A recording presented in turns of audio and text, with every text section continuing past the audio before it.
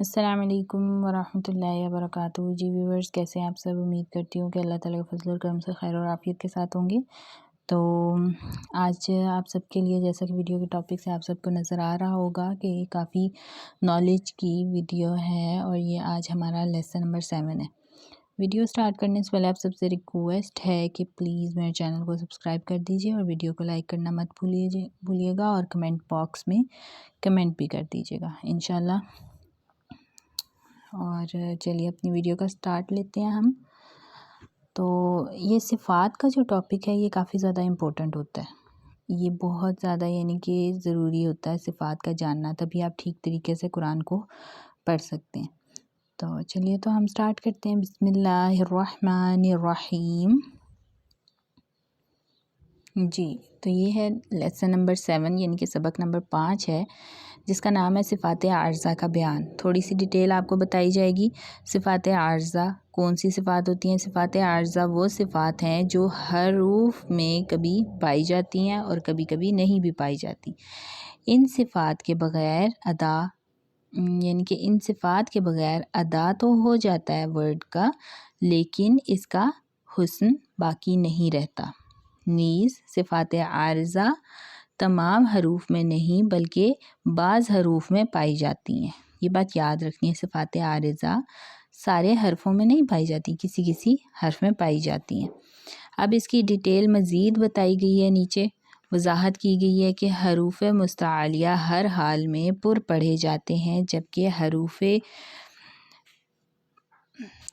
مستفیلہ میں سے 3 حروف ایسے ہیں جو کبھی پر اور کبھی باریک پڑھے جاتے ہیں۔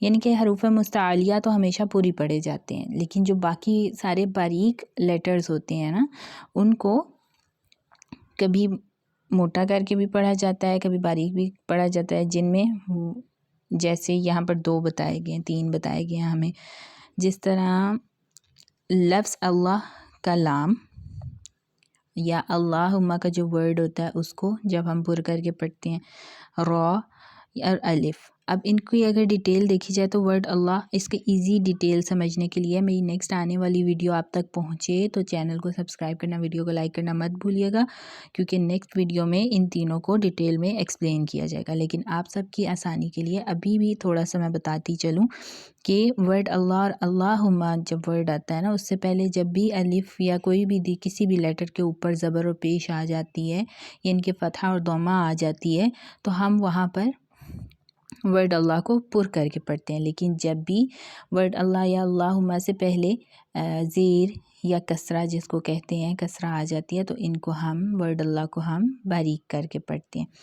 اسی طریقے سے را کا بھی قاعدہ ہے زبر اور پیش کے ساتھ، کہ را کے اوپر جب بھی زبر اور پیش آ جائے تو را کو پر کر کے پڑھا جاتا ہے، را کے نیچے کسرہ آ جائے یعنی کہ زیر آ جائے تو را کو باریک کر کے پڑھا جاتا ہے۔ اسی طریقے سے الف ہے، الف جب بھی موٹے لیٹر کے ساتھ یعنی کہ مستعلیہ حرف کے ساتھ جب بھی آئے گا، موٹے حرف کے ساتھ، تو الف ہمیشہ پر کر کے پڑھا جائے گا۔ جب بھی باریک حرف کے ساتھ آئے گا تو الف بھی باریک ہو جائے گا، ٹھیک ہے۔ اگر اگزامپلز دیکھیں تو جس طرح صاد الف کیا ہوتا ہے؟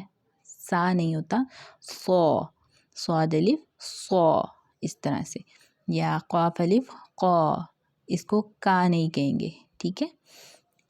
یہ مسٹیک ہوتی ہے، اس کو اچھے سے امید کرتی ہوں کہ آپ کو آج کی ویڈیو میں سمجھ آ گئی ہوگی۔ تو چلیے تو نیکسٹ ویڈیو کا ضرور ویٹ کیجیے گا، بیل آئیکن کو پریس کیجیے گا، سبسکرائب کیجیے گا چینل کو، ویڈیو کو ضرور لائک کریے گا۔ امید کرتی ہوں کہ آپ سب کو یہ پہلا پارٹ لیسن نمبر 7 کا اچھا لگا ہوگا۔ اس کا دوسرا پارٹ بھی میں جلد ہی اپلوڈ کر دوں گی آپ سب کے لیے۔ تو کمنٹ سیکشن میں بتائیے گا کہ آپ سب کو اچھے سے سمجھ آ رہی ہے کہ نہیں آ رہی ہے، یا کوئی بھی پرابلم ہو تو پلیز ڈسکس کر لیجئے گا۔ انشاءاللہ کنیکٹڈ رہیے گا۔ السلام علیکم ورحمۃ اللہ وبرکاتہ۔